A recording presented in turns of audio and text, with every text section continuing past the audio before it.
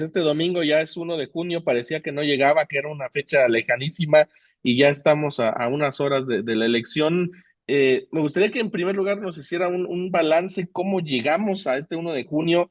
Fue una reforma muy peleada, después hubo impugnaciones dentro del mismo Poder Federal, del Poder Judicial, incluso boicots ahora de una parte de los políticos. ¿Cuál sería el análisis de este domingo? Bueno, yo creo que la reforma judicial pudo ser mejor, pero el hecho es que ya estamos encarrerados en pues en este sistema que se estableció para, para lo que yo llamo sacudir al poder judicial. Y vaya sacudón que va a recibir, porque hay quienes para oponerse a la elección judicial hablan del poder judicial como si estuviéramos en el mejor de los mundos posibles, como si tuviéramos un poder judicial impoluto, jueces siempre derechos, que se esmeran por administrar, por otorgar una justicia pronta y expedita, como dice la Constitución, pero la realidad es muy diferente. Yo diría que la mayor parte del auditorio que haya tenido algún nexo él o alguien cercano a él con el sistema judicial, seguramente no está contento, ni siquiera si el fallo le hubiera favorecido, porque lo que ocurre es que cuando el fallo favorece, generalmente el favorecido ha tenido que invertir dinero, tiempo, esfuerzo para poder obtener ese fallo. Y no se diga, por supuesto, de quien resulta desfavorecido en las sentencias del Poder Judicial. Y esto no es algo que una opinión sencilla, sino que hay mediciones muy serias como la de Latino Barómetro. Es una institución latinoamericana que hace mediciones anuales muy sólidas y que tiene un gran prestigio, Latino Barómetro. Bueno, pues de acuerdo con Latino Barómetro, el 70% de los mexicanos tienen poca o ninguna confianza en el Poder Judicial. El Poder Judicial está constituido, jueces, magistrados, está percibido por la población como la segunda entidad, la segunda institución más corrupta del país, apenas por encima de la policía, que esa sí le gana. Pero lo grave es que es la única institución que le gana en corrupción, de acuerdo con estas percepciones, es la policía. Y esto incide en que una buena parte de los delitos pues quedan, ya no digamos sin castigar, sino sin ni siquiera ser denunciados. Entonces, como esta institución tiene esta desconfianza, pues hay una parte mínima que llega a los juzgados. Y em, en promedio, además, tenemos la duración de los litigios. En promedio, los tribunales federales en materia civil tardan casi 2 años en resolver un conflicto. Si nos vamos a la Suprema Corte, el promedio es de 101 días, es decir, más de 3 meses. Y luego, si llegamos a lo relacionado con la corrupción y con el nepotismo, tenemos el dato oficial de que 4 de cada 10 empleados en el Poder Judicial tienen familiares trabajando en la misma institución. 4 de cada 10. Pero hay un dato todavía que a mí, francamente, no solamente me irrita, sino que me resulta sumamente lamentable, que es la impunidad. Durante 2023, el Consejo de la Judicatura Federal recibió 391 denuncias por corrupción y por nepotismo. ¿Y cuántas cree que terminó en una sanción? Ninguno. Ninguno de 391 casos de los que conoció el Consejo de la Judicatura por corrupción y por nepotismo terminó en sanción. Bueno, En estas circunstancias vemos que ese poder judicial impoluto, eficiente, honesto, del que nos plantean ahora los opositores a la reforma judicial y a la elección, pues esta es la realidad. Entonces yo creo que sí hacía falta una reforma judicial. Como decía, no estamos, y difícilmente hallamos a alguien que esté 100% conforme con, el sistema que se estableció para resolver el problema del Poder Judicial, pero lo cierto, insisto, es que el sistema, la vía, están ya determinados y pues lo que hace falta ahora es eh, pues ir a las urnas este 1 de junio. En cuanto a la importancia de de la elección, ¿qué podría entender la ciudadanía de, pues, qué tan relevante es que se realice? Y también hablando un poco sobre estos llamados que se han hecho últimamente a no votar, ¿no? Por parte de ciertos grupos, pero la importancia de sí acudir, porque aparte estamos hablando de un ejercicio inédito. ¿Qué se podría decir al respecto? Bueno, primero que yo creo que a toda la sociedad le importa que tengamos una justicia pronta y expedita como pide la Constitución, que haya jueces honestos, que haya jueces idóneos, y esto se puede lograr o no con la elección, es algo que está por verse. Sin embargo, lo cierto es que revisando los perfiles, Nancy, Manuel, revisando los perfiles, la verdad es que yo encuentro perfiles muy sólidos. Hay sí algunos impresentables, eh, pero la mayor parte que yo veo es de perfiles idóneos, pero además una buena parte de los candidatos son eh, jueces y magistrados o quienes tienen ya una carrera judicial. Es decir, no son improvisados. Es gente que ya tiene alguna experiencia o mucha experiencia, que ya estaba ejercitando incluso como jueces y magistrados y que decidieron presentarse a la elección, decidieron someterse a esta prueba del electorado y ahí están. Entonces, yo creo que hay de dónde escoger.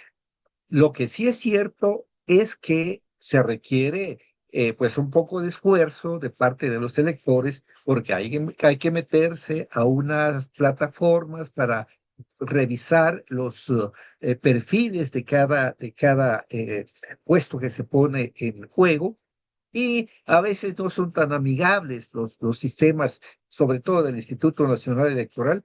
Es decir, sí se requiere un esfuerzo del elector. Pero yo quisiera detenerme un momento en la calidad del electorado mexicano, porque a veces este exceso de paternalismo lleva a suponer que al elector hay que darle peladito y en la boca, para decirlo coloquialmente, eh, y no es cierto. Nuestro elector a lo largo de los años, sobre todo de las últimas décadas, se ha desarrollado. Es un elector exigente, es un elector informado, por supuesto con las excepciones de siempre, y es un elector al que no es fácil convencer ni engañar. Entonces, yo creo que hay miles, cientos de miles de electores que ya visitaron y ya se enteraron de quiénes son los candidatos por los que tiene que votar. Entonces, yo sí confío en eh, que haya una votación, por supuesto, muy distante de la que podría haber en una elección presidencial, porque no hay una elección presidencial, hay otro elemento que juega en contra de una votación masiva, y es el hecho de que no participan partidos políticos.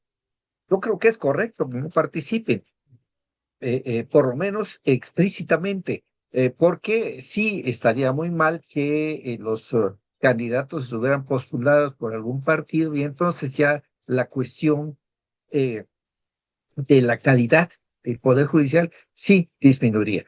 Pero bueno, el hecho de que no haya partidos políticos sí es un elemento que incide en la baja participación, porque los partidos políticos, que aquí entre ustedes y yo son un desastre, pero que sin embargo son un elemento decisivo, importante, para que el electorado vaya a ejercer su derecho y cumplir su obligación. Pero entonces, quienes están decidiéndose a no votar y están llamando a no votar, están en su derecho.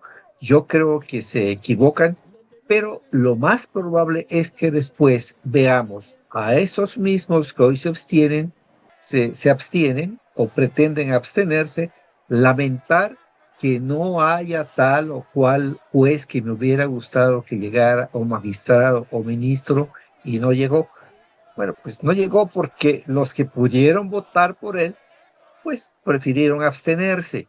Yo creo que la abstención, siendo un derecho respetable del ciudadano, yo creo que es una mala decisión en casi todos los casos en que el electorado es llamado a las urnas.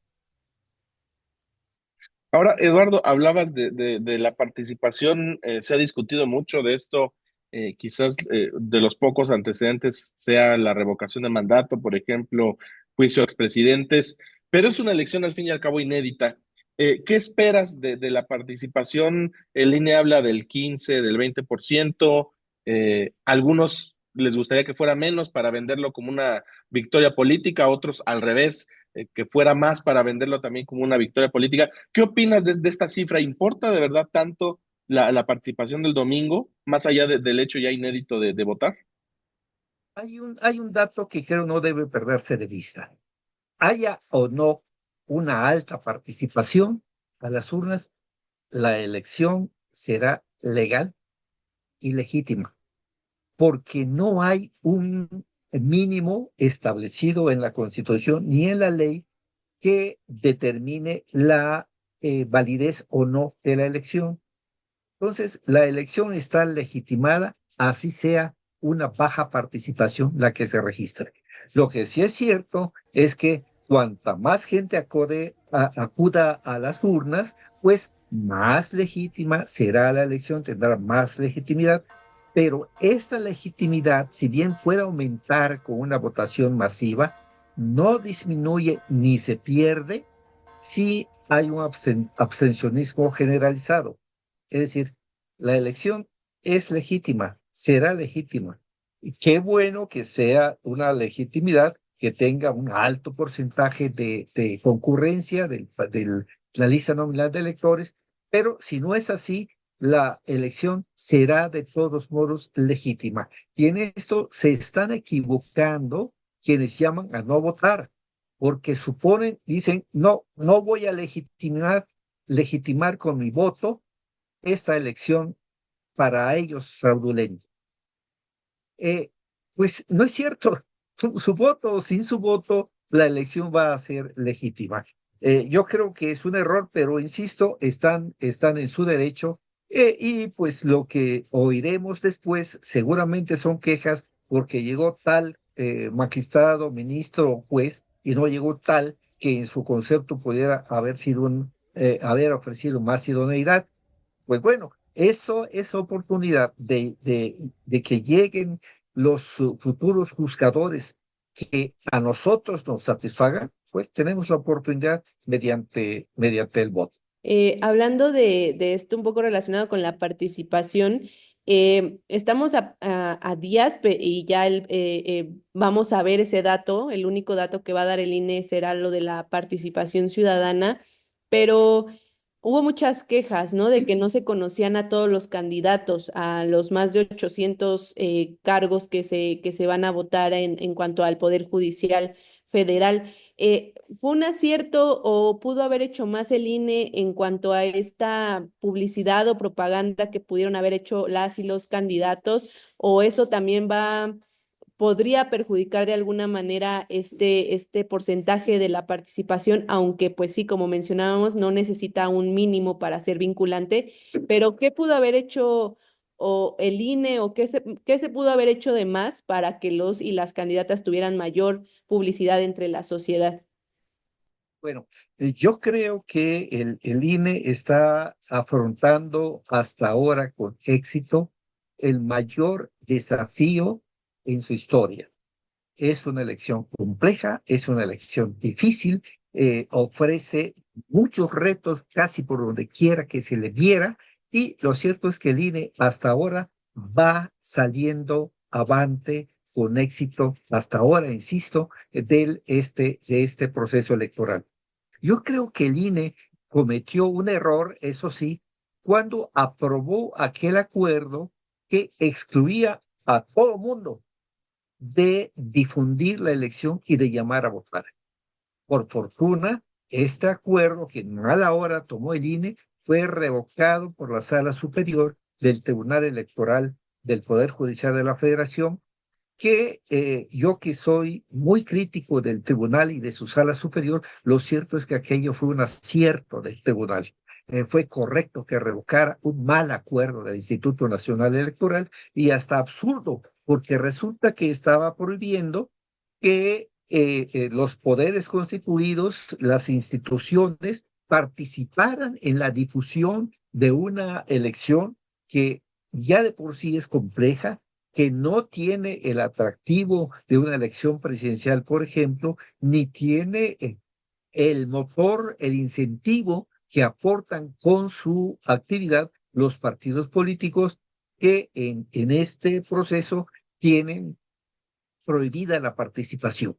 Que también hay que decir, yo estoy cierto de que los partidos políticos están participando en el proceso electoral de una manera soterrada, pero están participando todos los partidos políticos. No hay uno que no esté haciendo algo para que un candidato que esté cercano a su ideología, a sus convicciones, llegue a las distintas instancias de juzgadores.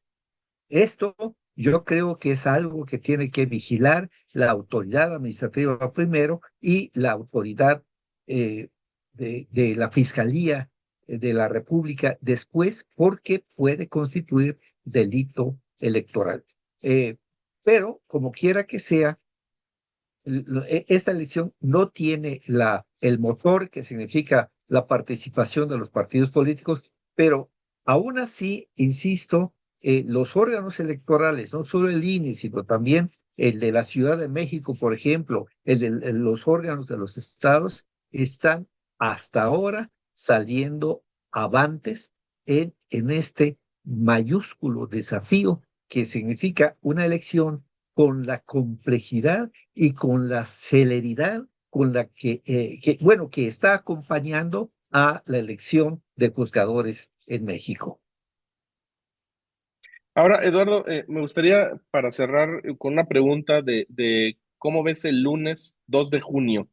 ¿A qué México, en qué México vamos a despertar? ¿Cuáles van a ser las lecciones del día después de esta elección? Dices compleja, difícil, para aprender, porque ya en 2027 otra vez va a haber, vamos a renovar la segunda parte del poder judicial.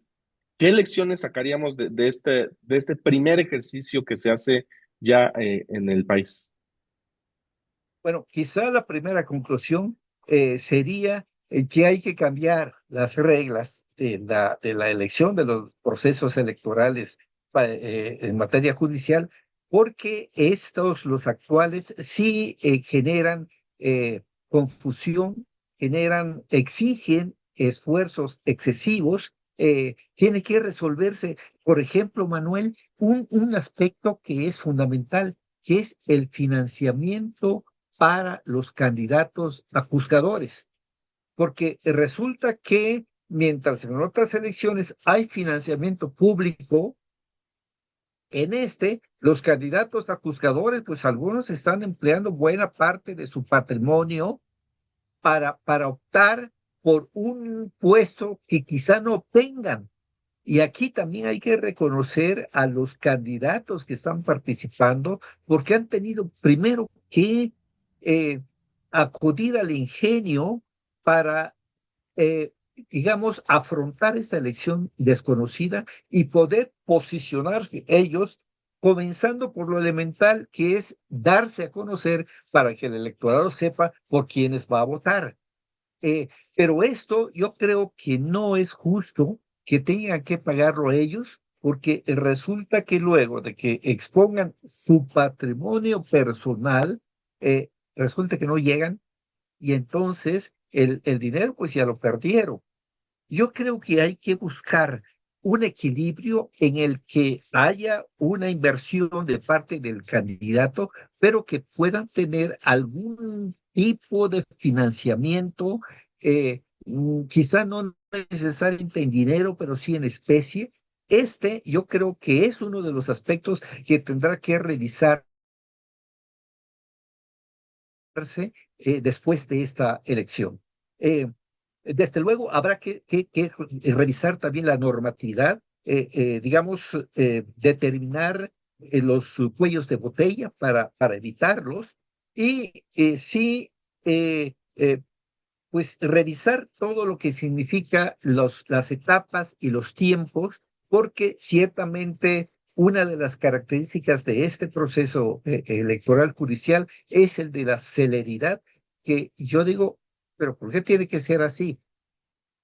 Entonces, hay muchas lecciones que pueden derivarse de este ejercicio, muy importante ejercicio. Otro, por ejemplo, es el escrutinio del cómputo que se va a hacer en distritos, de si hay alguna forma de agilizar esta. Yo creo que sí hay formas, mediante una inversión de tipo cibernético, para que pueda agilizarse y no vaya a requerirse tantos días para que pueda saberse quiénes ganaron la elección. En fin, hay muchas cosas que revisar, pero desde luego lo que tendría que tenerse como un paso importante es ir a las urnas el próximo domingo.